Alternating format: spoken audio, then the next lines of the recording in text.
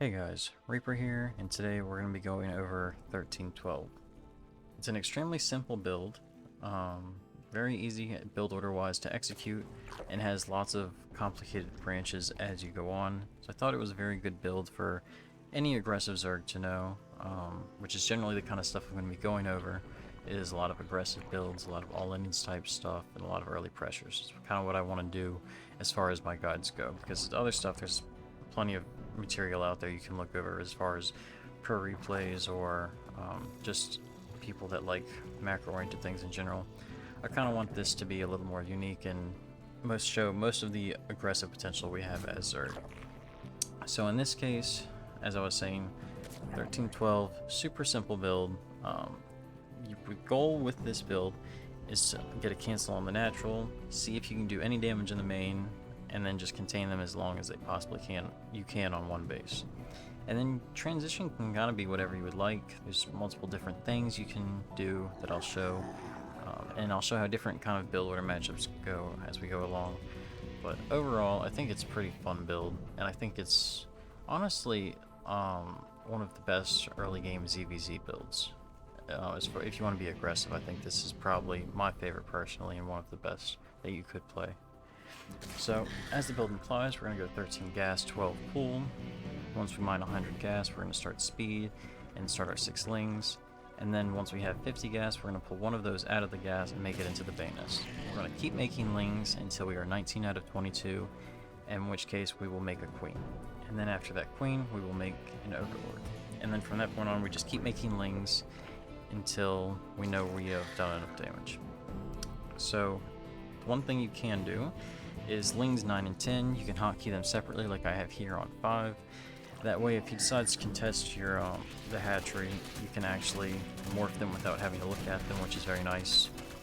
Just makes life a lot easier while you're microing.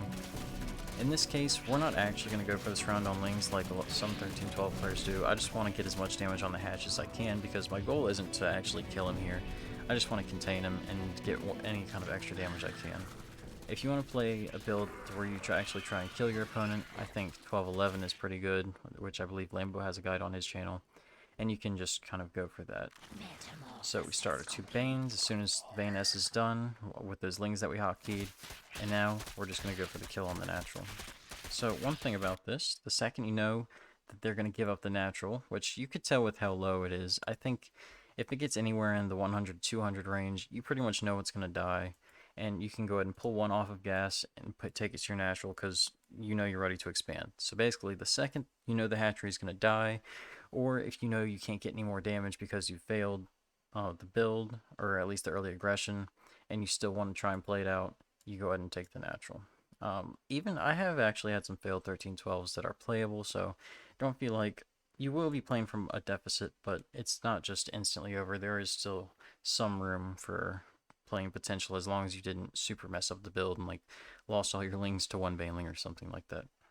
But anyways, in this game we get the kill on the natural, and now we're just gonna back off, wait for the broodlings to expire, and then we're gonna go poke the main just to see if there's any potential there. Now obviously our goal isn't to kill him. If we can, we will, and if we see any potential for damage, we're gonna take it. But right now we're just focusing on transitioning while doing what damage we can with the lings we have. So we're going to get a free cancel on this spine. We're going to just pick off any free drones we have, and we see he has a Bane nest. So main things you want to check for when you're in the main like this, is he getting a Bane nest? Is he going pure queen spine? Is he still mining gas? Is he getting speed off the spawning pool? You can tell by this jiggling.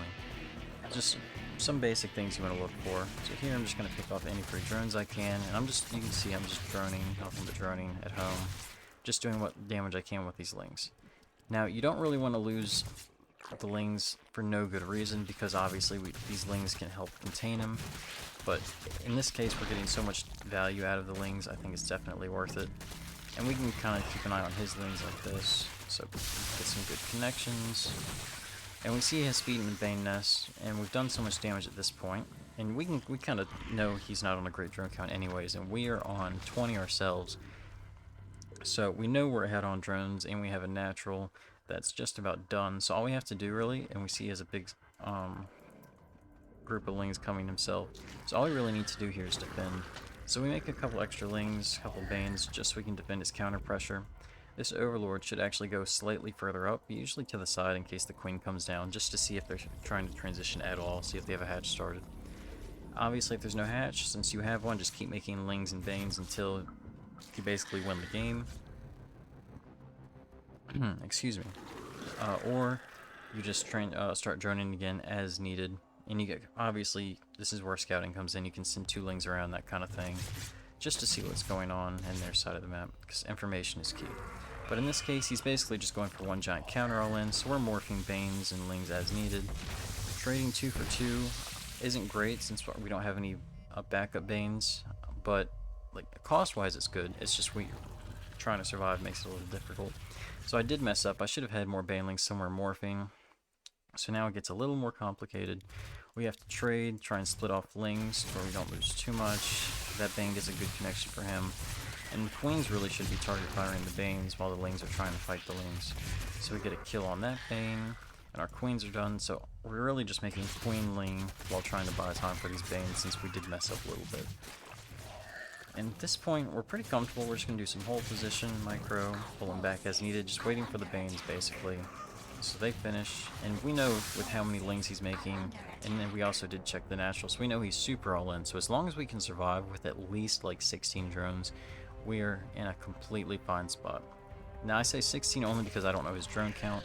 Obviously we could survive with even 8 drones and be in a fine spot this game just because we actually have this natural, so it's very feasible for us to survive even if we get slightly in a worker deficit, as long as it's not by too much of a margin and we still have some units left over to defend. But yeah, in this case he's pretty much dead at this point. He's going to go for one last attempt and it's pretty much gamed. We even have roaches at this point, so yeah.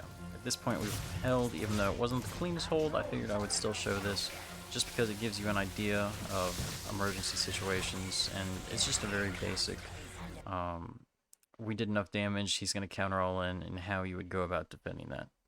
So hopefully this was insightful, and we will go on to some of the different builds you can run into next and some of the transitions you can do out of it. Alright, so our second replay for 1312. Obviously, we're going to speed it up a little bit because the starting build is so simple. The first replay, you can just look at that again. It's pretty straightforward. So this was actually a 1312 versus 1312 game. A couple ways you can play this. Generally, what you can do is just pedal to the metal, never stop making Ling Bane and attack, but usually if you want to be the aggressor and not transition, it's going to be kind of difficult because they're always going to have defender's advantage with that one queen, so usually going for super all-in off of it isn't the best. I would think it's usually better to transition and just use your banes and lings to defend while maybe doing a counterattack group or something of the sort. But you could play it either way, but generally I think trying to transition yourself is better while trying to do backstabs. So this case we're doing the same thing we normally do, pull one off gas for the Bane Nest, and we're not sure exactly what he's doing yet. I did make a small mistake. Usually on this particular map the OV needs to be moved more this way if you want to see lings going across, so I actually don't have the heads up of what's going on here. So I'll get to the part where we actually see. So I see lings and I saw no hatchery, so at this point I kind of know what it is. There's not really many one base Zerg builds, so we're already assuming it's something, if it's not 1312, something extremely similar. So we're just going to try and use this group to get as much damage as we can and rally the rest of our lings back in our main base to defend.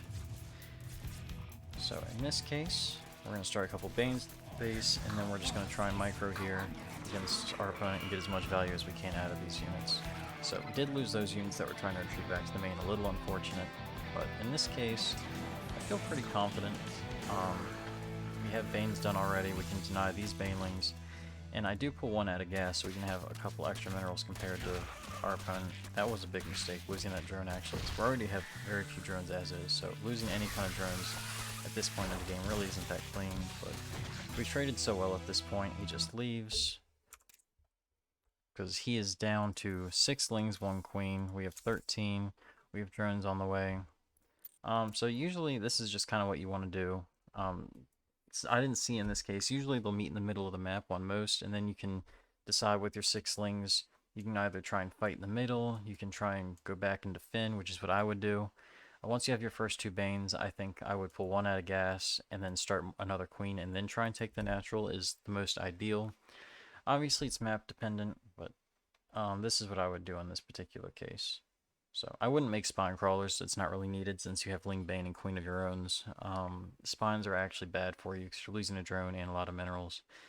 And you don't have a natural started, so it would be very hard to actually get it down there to help in the fights. So just Queen Ling Bane as far as defense goes.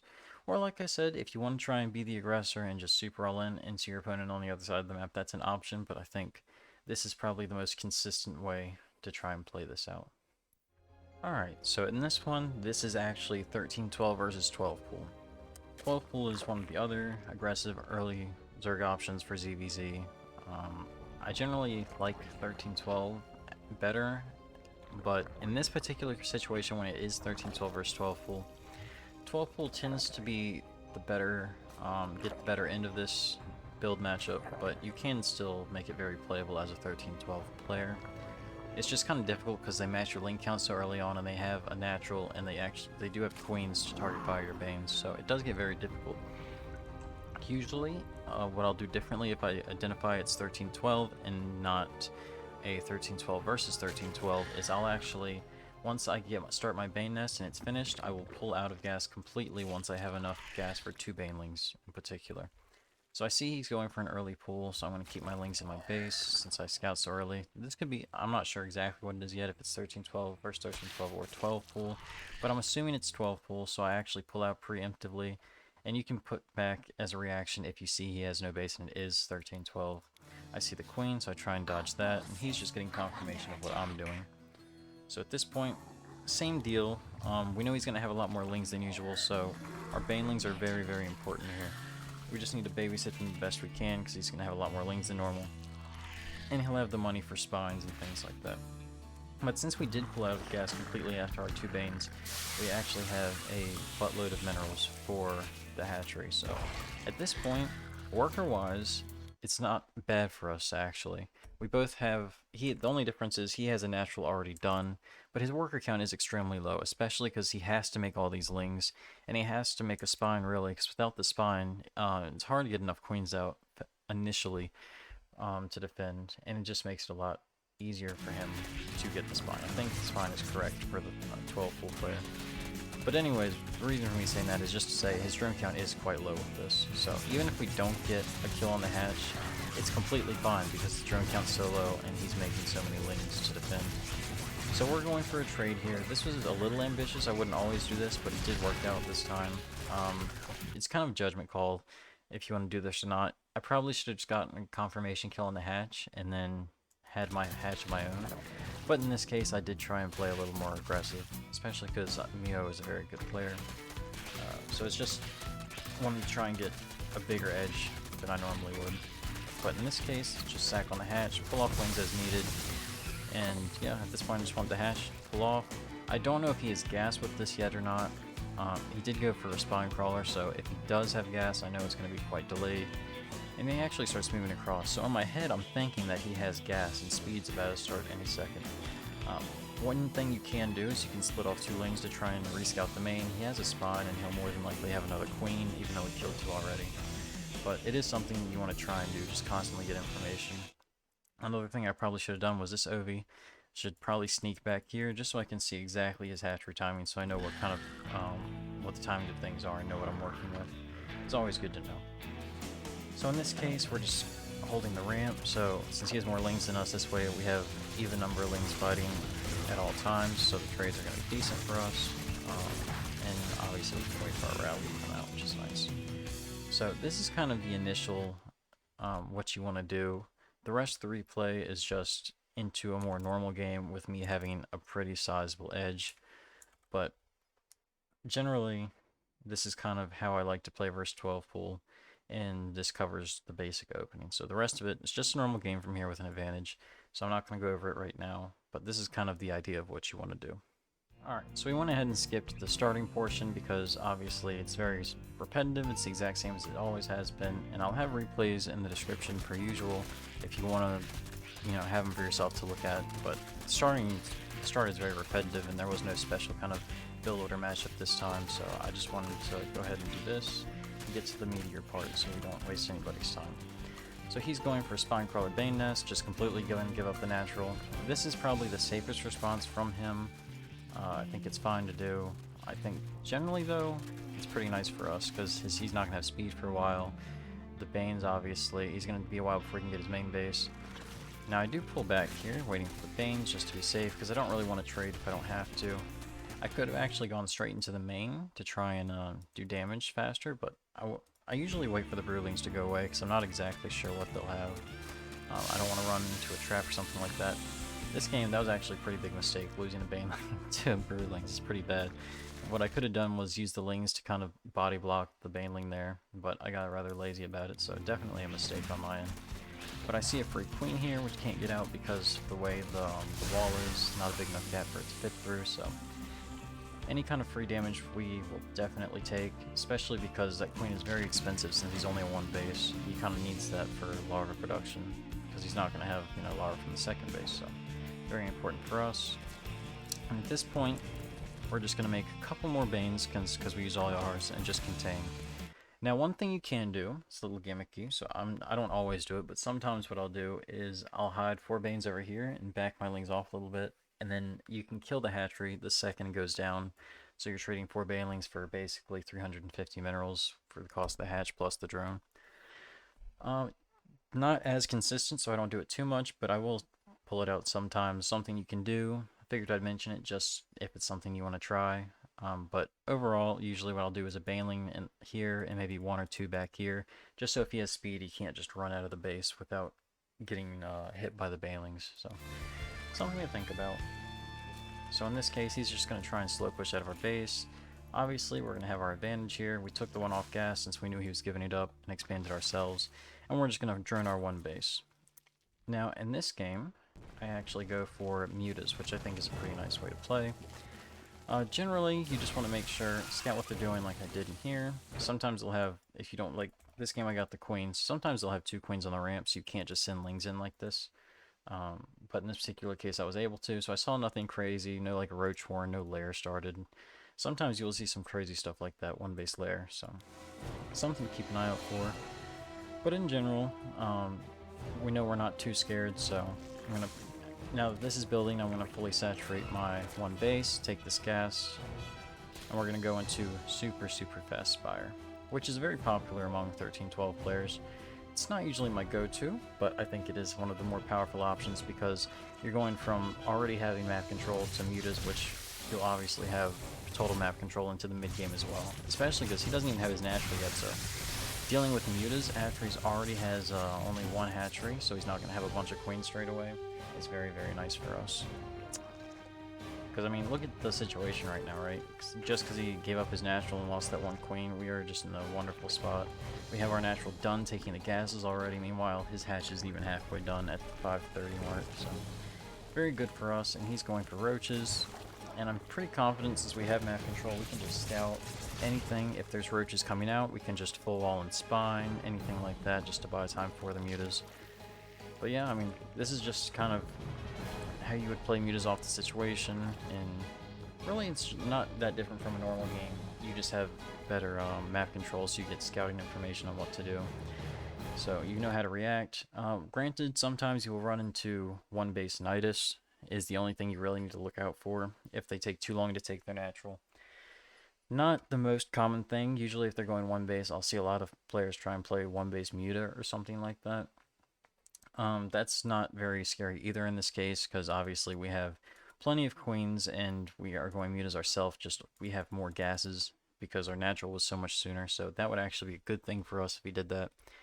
But yeah, just one of the transitions that I thought I would show, just because it gives you much more map control. Basically you're just in charge of the game from the start to the end if everything goes well. Obviously it's not always the case, they could do some crazy shenanigans, but usually you're going to be in charge from the get-go. So yeah, that's it for this. Yeah,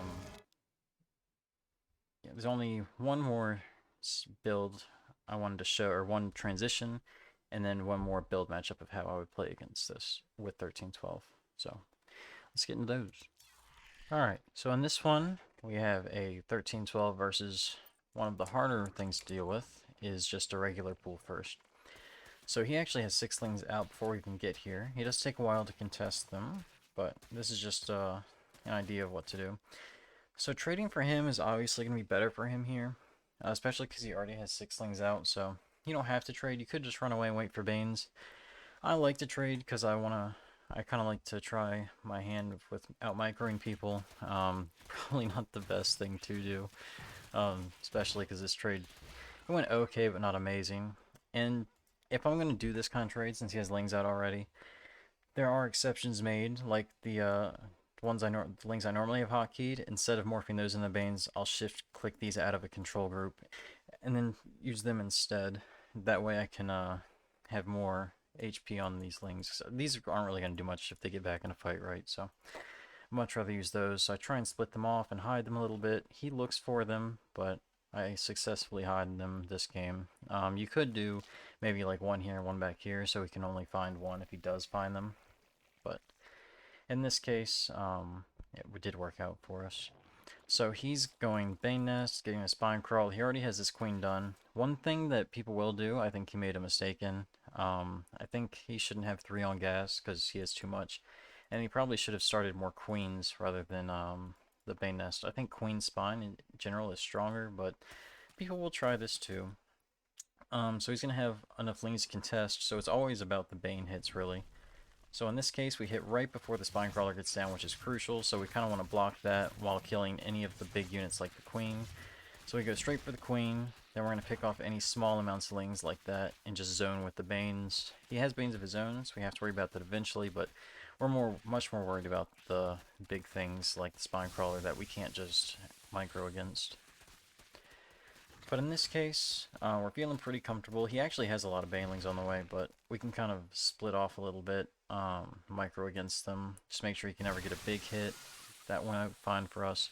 And now we're just going to go straight for the drones. We're never going to be able to really kill the hatch in this case, because the Banes were down here morphing, so it's kind of on-the-fly decision to make. But in my head, I'm just thinking, as long as I can kill enough drones with this, I'm pretty comfortable. I did take a natural once I had near enough money, and I felt like I could get enough damage, but I did continue making lings for quite a while. But once I did kill the spine and the queen down here, and I traded with lings, I knew that I needed to get a bit more to be in a better spot, but I also did enough to where it was in a relatively playable position if I just took a base, so I went ahead and did that. So at this point, we're just dodging his banelings, and we're just trying to get as many drones as we can before we run out of steam with this. So I take a hit here, and then we're just splitting against the Banes and doing as much as we can. And we're even going to morph, because we still have some on gas, so we can use the little bit of extra gas for more Banes. Don't want to make a lot, because we're just trying to transition at this point. But that way we can get some more utility out of these. Run back in the main, make sure he's not doing anything up here. So I think in this situation, the 13-12 player should never straight up win, or if they do try and transition out, they should always be behind. But there is always potential with builds like this to win. I always feel relatively confident if I'm at least probably 300 or 400 MMR above. I think you can always make it work, just if your micro is really good. So don't be too discouraged if they play pool first a fair amount. Always just try and do the best that you can with your micro, because you can get in playable spots, and it's actually good because it's kind of like playing with training weights, I guess, if you want to think of it like that, where it's going to be much harder to play these kind of games out, but when you get in situations where they just play straight up hatch first, it's going to feel so much easier, and you're going to feel like you're in such a better spot. So I think getting experience in these kind of games is good too, and I think you should actually be able to win most of the time in the games that you get in this kind of spot, or at least you need to practice playing from behind if you don't feel confident, and you want to play more passive with it. You still want to kind of get an idea or a feel for how you want to play against it in those kind of situations. Usually, if you're slightly behind, you want to play something like mutas, or you can do kind of some janky all-ins, which I'll show in the next replay, one of the all-ins that I do off 13-12. But yeah, in general, this is kind of what I like to go for in this case. Just do what you can with the lings, trade as much as you can, try and be efficient in your trades while transitioning. this game I did go a little bit middle of the road. I transitioned without actually killing the base. I just kind of traded for quite a while until I felt like I had good enough trades, and I was like, okay, now we can take the natural. So these are the kind of games that are much harder to read when you should be doing certain things, but you'll get a feel for it as you play the build more, and this is just to kind of get an idea of how to do that, and when to do certain things. So yeah. So one more replay I'm going to go over, which is actually one of the all-in follow-ups that you can do, and then I think that'll be it for the 1312 guide. So let's hop on to the last one. So last game, this was against Nikic, a very strong European Zerg. In this game, we're actually doing one of the all-in follow-ups, which is a little spicier, but the start's the exact same rules. With once you know you're going to kill the hatch, you pull off one off gas and expand. So those rules still apply, even with this kind of follow-up. So obviously we're just trading till the Banes are done. We're just going to kill the hatch, and he's just going to give it up. So this is probably what you're going to play against the most, where they just give up the hatch, which is completely fine. In this case, we're just going to contain now, and we're just going to kind of play it out like we normally would. So he actually walls with Evos. I think this is always good for us. I think this is quite bad for him. I mean, it's just such a big investment for not that much. We already got the cancel on the hatch, and we're already transitioning, so him doing this kind of thing is always going to be good for us. And even though he has 2 spines, I know I can at least pick the queen, and I'm going to try and use the lings to body block for the Banes to kill the drones, but he pulls them away, so I know I'm not really going to be able to get them, but I do get good connections on the lings, so it's still worthwhile doing, especially because it's also lost mining time, so definitely worth it in the end. Now what you could do, since it's only, this spine's still so far back, you could just morph even more Banes in this particular situation, since there's no queen and this spine's so far back. You probably just run Banes in and just keep denying mining time over and over, at least until you run out of lings. Or you could just stay on the low ground, just contain that way. Either way is completely fine, honestly. In this case, I did play a little more passive. His Bane nest is done, he has 2 spawns. I'm like, alright, I'll respect it, and I'll just use my advantage and press it with this all in. So in this particular game, I stopped at 19, I believe, while containing. I like to pre-spread my lings like this, just for if they send banelings down and I'm not paying attention, they just don't hit a giant clump of lings. Obviously, you can't, if they have lings coming down to fight you, you can't really fight with all your lings like this. So what I'll do is I'll grab however many lings they have, +1, until they have so many lings that I can't really do that. It's generally how I'll do this, and then once they disengage, I'll respread them and do that kind of a deal. So in this case, kind of what I'm doing, and then I try and hard target the drone, I do. And I'm just trading, and now he has more lings than me, so he can freely take his natural. But at this point, we've droned to 19 drones, and we have a fully saturated gas, and we are just starting 7 roaches. Now, the roach horn, when it starts, usually I don't have an exact timing. I just get to 19 drones, and then I'll plop it down and start another drone. Sometimes I'll get a second queen, depending on how the all-in went, because obviously the timings aren't going to be super exact, because the amount of lings you're going to make are going to be different depending on what your opponent does, and if you were able to get their natural or not. So all of it's going to vary a little bit, but as a general rule of thumb, get to 19 drones, start a roach horn. If you have enough minerals, or you have a lot of minerals, you can start a second queen. Not really necessary, but if the situation works out like that, you can. And then you just mass roach bane off of basically 19 drones in a second base. And usually their natural won't even be done, so you'll at least get a cancel on this, because they won't have spines to come defense. It'll be queenling bane usually, which you're going to be completely fine against, right? So really it's not that scary at all. And then all you have to do is cancel it, and once you've canceled it, again, you can contain with roaches if you want, and then do whatever. Usually, sometimes you can just walk up the ramp too, but they'll have spines like this, so not generally what you want to do. I always check. You want to check with the roaches first, not with the lings, in case he has a baneling waiting.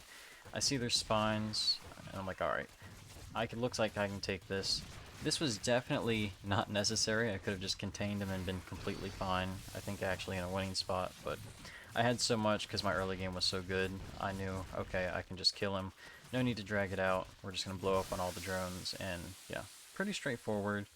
Sometimes, I mean, all the games are going to look a little bit different with 1312 because that's just the nature of the build. Sometimes you won't kill the natural you play from behind. Sometimes they won't expand. They'll do like one base layer or something weird. You're going to see a lot of really strange stuff when you play this build. Um, so I'm not going to have replays for every single situation, but per usual, if there is a replay that's unique that you want me to look at, you're not sure what exactly you could have done, you can send it to me in my Discord, which I'll have also linked in the description, and I will look at it on stream or anything like that. So, or sometimes I'll just, if you have questions, you can just DM me and I'll answer them there as well. Either is fine.